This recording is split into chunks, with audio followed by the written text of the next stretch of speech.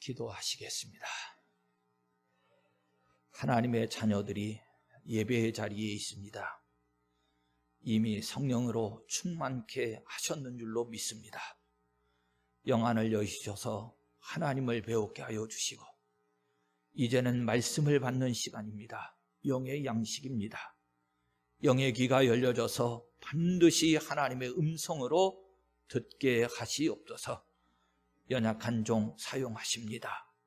성령의 두루마리 입혀주시고 복음의 나팔수로만 쓰임받게 하시옵소서. 말씀하시는 분은 아버지 하나님이심을 인정하오며 우리 주 예수 그리스도의 이름으로 기도합니다. 아멘. 지난주 말씀을 이어갑니다. 욥을 찾아왔던 세 친구들, 위로자가 되어야 하는데 상황은 그러지를 못했습니다. 오히려 율법이라고 하는 도구를 들어서 자신들의 생각을 따라 욥을 정죄하게 되어지는데, 이 상황을 제가 지난주에 예수님 당시에 가늠하다 잡혀온 여인의 상황을 예를 들었습니다.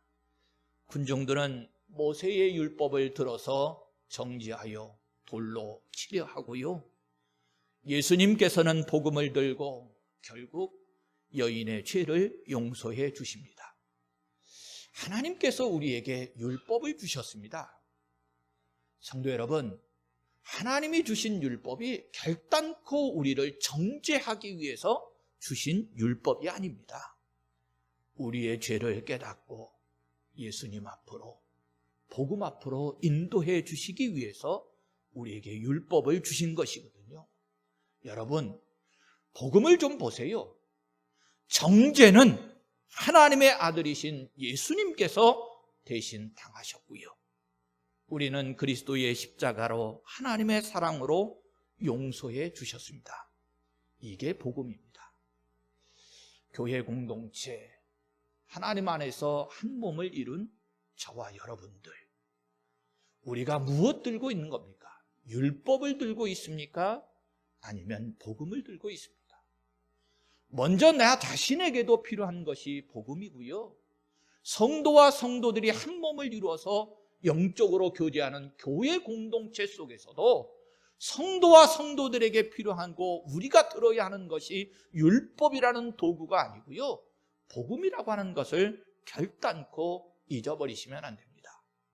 자, 오늘은 이제 말씀을 한 절 한 절 읽어가면서 살펴보는 정리의 시간을 갖겠습니다. 먼저 1절부터 6절까지가 이 일이 내게 닥치니까 놀라는구나 라고 하는 내용으로 정리를 해볼 수 있는데, 1절 2절 읽어갑니다. 대만 사람 엘리바스가 대답하여 이르되 누가 내게 말하면 내가 실증을 내겠느냐? 누가 참고 말하지 아니하겠느냐? 보라, 전에 내가 여러 사람을 훈계하였고 손이 늘어진 자를 강하게 하였고 넘어지는 자를 말로 붙들어 주었고 무릎이 약한 자를 강하게 하였거늘 그럽니다. 일단 이 4절까지의 말씀을 보면 엘리바스도 욥이 앞에 삶의 모습이 경건하고 또 많은 사람들에게 리더십이라고 하지요, 어떤 지도력을 가지고 있었다는 것도 인정을 합니다. 왜요? 훈계할 수도 있었고 약한 자들, 넘어진 자들 붙들어주고 세워주고 강하게 하고 이런 사명을 잘 감당했다. 한마디로 엘리바스도 욥이 동방의 의인이라는 사실, 또 충분히 그런 능력 속에 살아가고 있었다는 사실을 인정을 하고 있습니다. 자, 그런데 5절로 가서 이제 이 일이 내게 이름에 네가 힘들어하고 이 일이 내게 닥침에 내가 놀라는구나 그럽니다. 한마디로 이런 겁니다. 다른 사람은 힘들어할 때 위로할 줄 알고 넘어진 자들을 말로 일지라도 붙들어주고 권면하던 너 아니었느냐? 그런데 정작 너에게 어려움이 닥치니까 힘들어하고 놀라고 낙심하느냐? 꾸짖는 거지요. 너 말로 하던 거하고 직접 네가 지금 행동하는 거하고 다르지 않느냐? 위선자라는 거지요. 겉과 속이 다르다는 겁니다. 그런데 성도 여러분, 저부터도 사실은 좀 충격이었습니다. 왜요? 이 말이 저에게도 들리거든요. 여러분들에게는 안 들리십니까? 우리의 마음을 찌르잖아요. 바울 사도가요, 특별히 로마서 2장 21절 말씀을 보면, 그러면 다른 사람을 가르치는 네가 네 자신은 가르치지 아니하느냐 그러면서 꾸짖는 내용이 나와요. 제 스스로도 좀 생각을 해봐요. 목회자가 되는 것, 특별히 이 자리에 서서 설교를 한다라고 하는 것, 어렵다고들 다들 하는데 왜 어려운 것인가? 앞전에도 그런 말씀을 드렸습니다만, 제가 이 자리에 서서 설교한 대로, 여러분들을 영적으로 지도한다고 말한 대로 저부터 살아야 되는데, 저도 죄인이고 저도 사람인지라 허물이 있기 때문에 그대로 살지를 못할 때가 많거든요. 그게 어렵다라고 말하는 겁니다. 사실 예수님 당시에 바리새인들, 서기관들, 랍비들, 가르치는 일을 참 잘했던 사람들입니다. 그리고요, 겉으로 보기에는 행함도 잘했던 사람들이에요. 그런데 예수님께서는 그들을 해치한 무덤이라고 꾸짖으시거든요. 겉과 속이 다른 위선자, 외식하는 자들이라고 하는 거예요.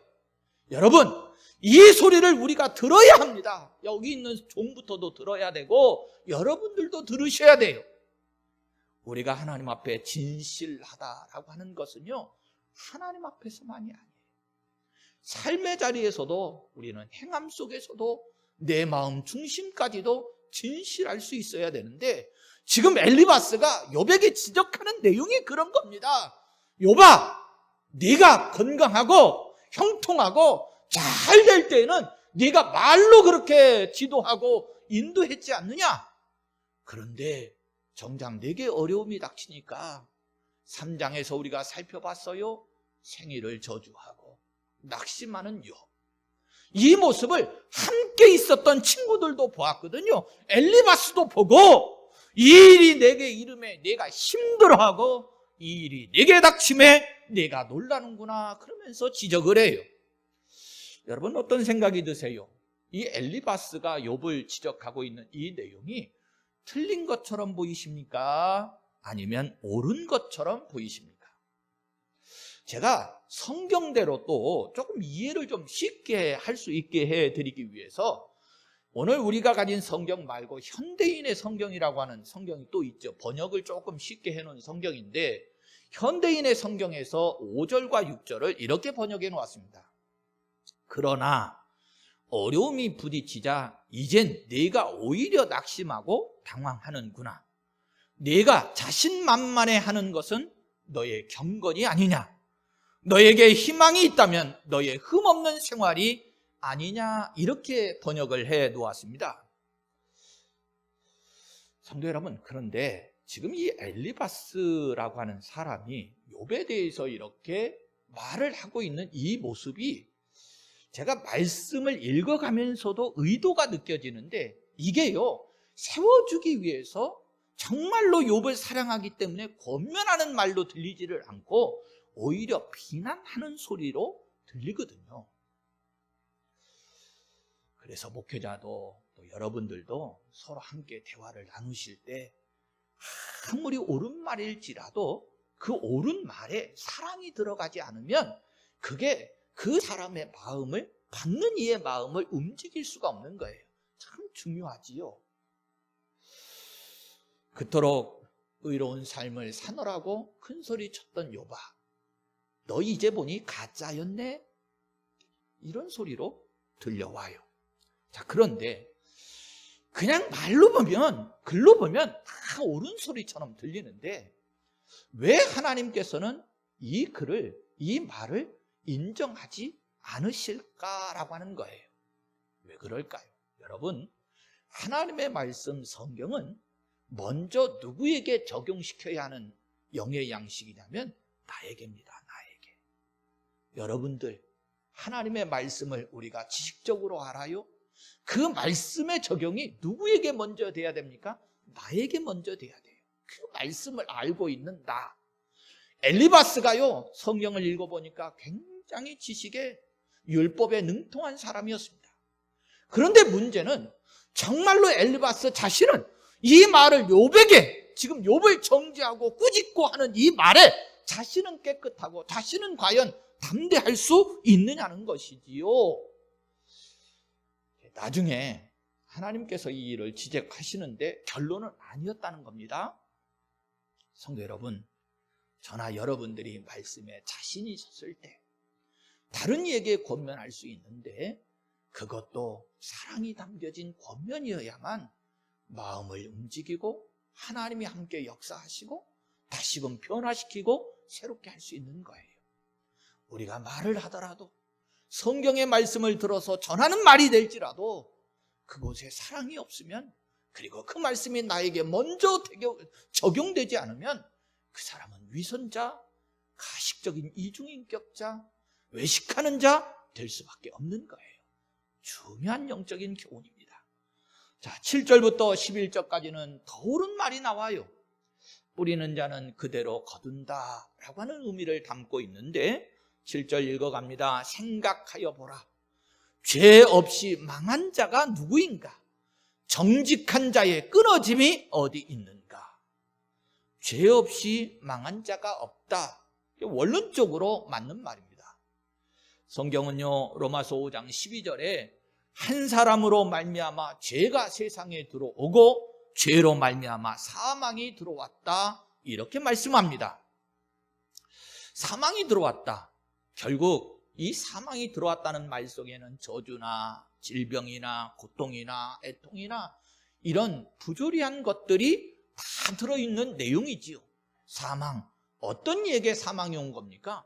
죄인에게 온 겁니다. 죄 지은 자에게. 그래서 오늘 성경에도 죄 없이 망한 자가 없다라고 하는 말은 원칙적으로는 맞는 말입니다.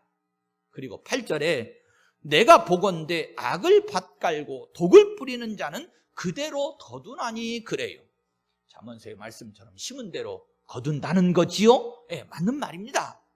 그런 자들은 9절부터 11절 다 하나님의 입기운에 멸망하고 그의 콧김에 사라지느니라.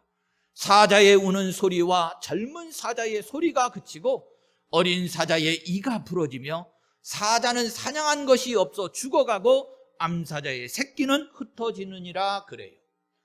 내용을 좀 쉽게 설명한 또 현대인의 성경을 읽어드리면 악을 밭갈아 독을 뿌리는 자, 그들이 비록 힘센 사자처럼 사나울지라도 하나님은 그를 꺾으실 것이다, 이렇게 성경이 되어 있어요. 쉽게 이해가 되시죠? 아무리 사자 같은 사람도 한 번에 하나님이 꺾으시고 흩으신다, 이런 내용입니다. 심은 대로 거둔다는 법칙의 원론적인 모습, 그 말씀 그대로 성경이 지금 엘리바스가 말하고 있는 거예요. 자, 그러면 누가 악을 밭갈아 독을 뿌려서 멸망을 자초하는 것인가? 지금 엘리바스의 말은 다른 거 아닙니다. 욥아, 네가 그렇다는 거예요. 네가 지금 악을 밭갈고 있고 멸망을 자초한 자 아니냐? 욥, 너 지금 그런 거지? 이렇게 꾸짖고 있는 겁니다. 사실요, 제가 이제 욥 기서를 쭉 훑어보면서 좀 당황스러운 모습들이 있었어요. 제 스스로도 그렇고 오늘 우리의 모습 때문에 그런 건데요.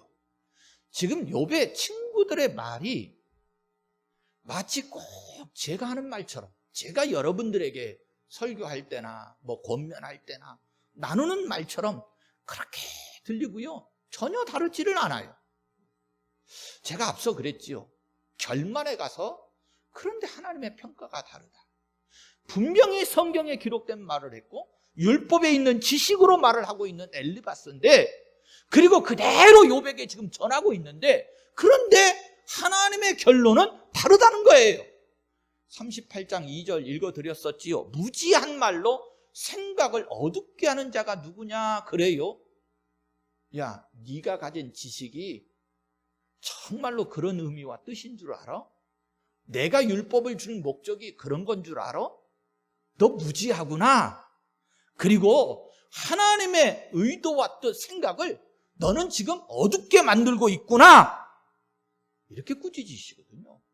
또 42장 7절에 그랬습니다. 너희가 나를 가리켜 말한 것이 내 종 욥의 말같이 옳지 못함이니라 그래요. 율법을 들어서 하나님이 이렇대 라고 말했다라고 하는 이것에 대해서 하나님이 아니라는 거예요. 나 그런 하나님 아니다. 율법을 들어서 너희들을 정죄하는 그런 하나님이 아니다. 이렇게 말씀하시는 거예요. 이거 들리셔야 됩니다. 저에게도 들려야 되고 여러분들에게도 들리셔야 돼요. 옳은 말을 한 것 같고 성경을 말하고 있음에도 불구하고 하나님이 부정을 하시네요. 너무나도 저는 당황스러웠고 사실은 좀 충격적이었습니다. 만약에 하나님께서 욥기서의 말미에 가서 친구들이 한 말에 이 말씀으로 정리하시고 결론을 내지 아니하셨더라면 저는 여전히, 저와 여러분들은 여전히 누구 편에 섰을까? 욥이 아니었습니다. 엘리바스의 편에 선 사람들이었을 거예요. 우리가 가진 얄팍한 성경 지식 가지고 오히려 내 눈에 들보는 보지 못하고 다른 사람의 틸글을 보고서 정죄하는 자, 그런 자의 모습에 서고 말았을 거예요. 욥을 공격했겠지요. 자, 여기서 조금 다시 한번 확인하고 가야 될 부분이 있어요. 정말로 중요합니다. 요즘 이 시대에요, 귀신을 부정한다거나 또는 사탄의 역사를 부인하는 그런 나쁜 문화적 습관들이 행행해요. 이게 세상에 있다고 그러면 그럴 수 있지 이러는데요, 교회 안에까지 들어올 수 있어요. 그런데요, 이 욥기서의 구도를 보면 우리가 좀 이 생각을 좀 정리를 좀 해볼 수 있습니다. 먼저 1장과 2장에 13번씩이나 누가 등장을 했다고 그랬죠? 사탄이 등장을 했다고 그랬습니다. 그런데 2장 10절에 가서 욥이 입술로 범죄하지 아니했다. 그런 이후에 사탄은 결국은 욥기서에서는 그 이름이 다시는 등장하지를 않습니다. 상황적으로 보면 사탄이 패하고 물러간 것처럼 보여요. 그런데 성도 여러분, 이 내막 이후에 드려지는 이 두 배후, 이 그림자의 좀 배경을 좀 보세요. 2장 9절에 아내가 그랬습니다. 그에게 이르되 당신이 그래도 자기의 온전함을 굳게 지키느냐? 하나님을 욕하고 죽으라 그럽니다. 여러분, 이 아내가 지금 욥에게 하는 말이 하나님이 하시는 말씀처럼 들립니까? 아니면 사탄이 하는 소리처럼 들리십니까? 중요하지요. 사탄은 그 이름이 이후에 등장하지 않는다니까요. 누구의 말을 대언하고 있었을까?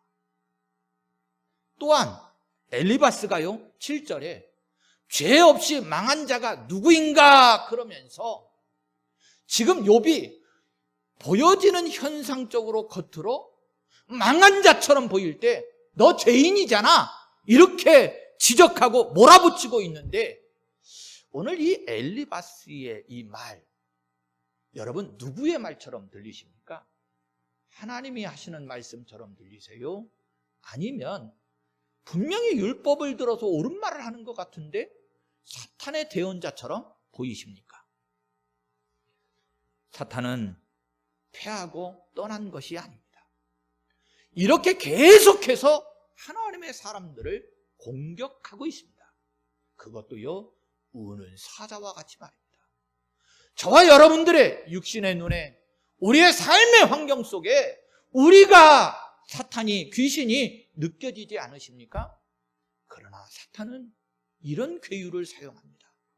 이렇게 뒷배경에 하나님의 말씀을 전하는 것처럼 위장하고 포장하고 숨어서 마치 늑대가 양을 탈을 쓰고 있는 것처럼 그렇게 지금도 사탄의 역사는 계속되고 있어요. 경각심을 가지셔야 되고요. 우리가 나 자신에게도 잘 적용하셔서 혹여 관계성을 이루어 가시며 쓰임 받으실 때에 나는 과연 하나님의 사람, 참된 위로자로, 복음을 전하는 자로, 생명을 살리는 자로 쓰임 받고 있는가? 아니면 정죄하고 심판하면서 사탄의 대리자로, 대언자로 쓰임 받고 있는가? 정말 많은 생각들을 하실 수 있어야 합니다. 그러면서 저는요, 말씀이 전개돼 갈수록 사실은 더 당황스러운 모습들을 보게 되었는데 12절과 21절까지 진행된 말씀이 결론은 이런 겁니다. 사람이 어찌 의롭겠느냐, 그런 내용인데요, 이 옳은 말씀, 사람은 의롭지 못하다, 오직 한 분 하나님만 의로우시다, 이 옳은 말씀을 전하는데 이 옳은 말씀을 전할 때의 이 모습이 사실은 저에겐 더없이 충격이었습니다. 12절에 보시면 어떤 말씀이 내게 가만히 이르고, 엘리바스가 그러는 겁니다. 어떤 말씀이 내게 가만히 이르고 그 가느다란 소리가 내 귀에 들렸었나니, 사람이 깊이 잠들 즈음 내가 그 밤에 본 환상으로 말미암아 생각이 번거로울 때에 두려움과 떨림이 내게 이르러서 모든 뼈마디가 흔들렸느니라 그래요. 말씀이 내게 가만히 이르고 소리가 내 귀에 들렸다. 한마디로 요즘 이 시대의 말로 얘기하면 신비 체험했다는 거죠. 하나님 앞에 직통계시 받았다는 겁니다. 내가 환상을 보고 꿈을 꾸고 뭔가 나에게 들려오시는 음성을 들었다는 거예요. 여러분, 왜 이런 소리를 하고 있을까? 이 시대 속에서도 우리가 너무나도 많이 보고 듣고 경험하는 내용들 아닙니까? 이런 말하는 사람들 많거든요. 왜 이런 소리를 도대체 하는가? 한마디로 다른 거 아닙니다. 내 말 아니야. 하나님이 주신 말이거든. 이렇게 말하면서 자신의 말에 권위를 세우기 위해서 그런 겁니다. 하나님이 나에게 환상을 보여주시고 하나님이 내 귀에 들려주셨는데, 그러면서 마치 내 말이 아니고 하나님의 말씀을 하는 것처럼 자신의 말에 권위를 세우려고 하는 거예요. 더 볼까요? 엘리바스가 여기서 끝나지 않아요. 한 걸음 더 나갑니다. 15절과 16절을 보세요. 그때의 영이 내 앞으로 지나가매 내 몸에 털이 쭈뼛하였었느니라. 그 영이 서 있는데 나는 그 형상을 알아보지는 못하였어도 오직 한 형상이 내 눈앞에 있었느니라. 그때 내가 조용한 중에 한 목소리를 들으니 그럽니다.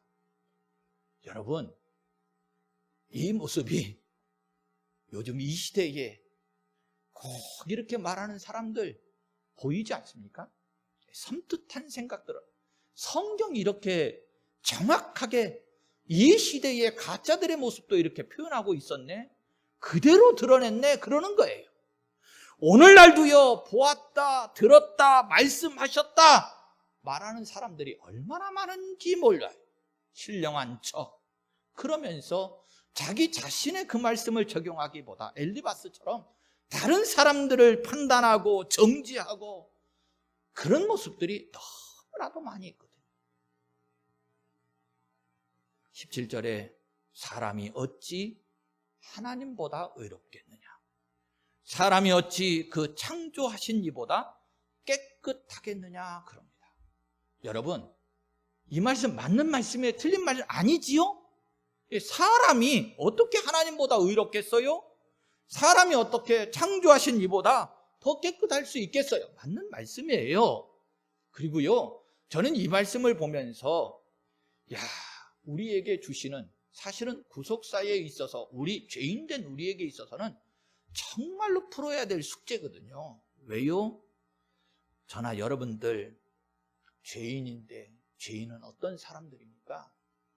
하나님 앞에서 이 죄 때문에 추방당한 사람들이거든요. 추방당한 사람들이 본향 다시 하나님 앞으로 돌아가야 하는 절박한 문제가 우리에게 있는데, 이 죄 문제 우리가 어떻게 해결할 수 있는 겁니까? 결국은 의롭다 하심을 받는, 의롭다고 인정받는 그 길밖에 없거든요. 그런데 사람이 어떻게 하나님 앞에서 의롭다 하심을 얻을 수 있겠어요? 더더군다나요, 욥기서를 쭉 훑었더니 이 말이 너무나도 자주 나와요. 의외였습니다. 욥기서에 이런 우리에게 가장 절박한 의라고 하는 이 문제를 이렇게까지 심도 있게 자주 반복하면서 다루고 있었나 싶었어요.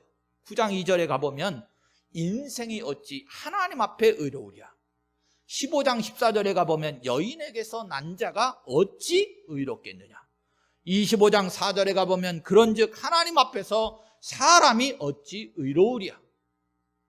의롭다 하며 여자에게서 난 자가 어찌 깨끗하게 하랴 하면서 이 의롭다 함이라고 하는 이 문제를 욥기서 성경이 굉장히 자주 반복하면서 말씀하고 있어요. 다른 성경에는요 이렇게까지 자주 나오지 않습니다.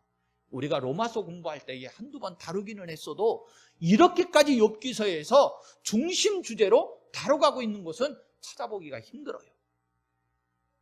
성도 여러분, 앞에서 강조했습니다. 죄인된 우리가, 추방당한 우리가 다시 하나님 앞으로 돌아가야 한다라고 하는 이 절박한 숙제. 성경은 그래서 고린도후서 6장 14절에 이렇게까지 나누셨는데 의와 불법이 어찌 함께하며 빛과 어둠이 어찌 사귀며 그러면서 절대로 하나님과 죄인된 우리들은 함께 할 수 없다라고 하는 딱 선을 그으시고 단정하셨는데 과연 그러면 우리는 하나님 앞에 나아갈 회복될 방법이 없는 것인가? 이 문제가 우리에게는 숙제이고 참 어려운 문제인데 결국 복음이 그것을 제시합니다. 자, 그 복음은 뒤에 좀 다루고요. 어찌되었던 엘리바스가 17절에 사람이 어찌 하나님보다 의롭겠느냐, 하나님 앞에서 의롭다고 말할 수 있느냐, 이 문제. 여러분, 욥아 너 의인이었지? 동방의 의라고 말했는데 그런데 정말로 사람이 그럴 수 있는 거야? 이렇게까지 지적을 하거든요. 그런데 성도 여러분, 이건 욥에게만 적용되는 말 아닙니다.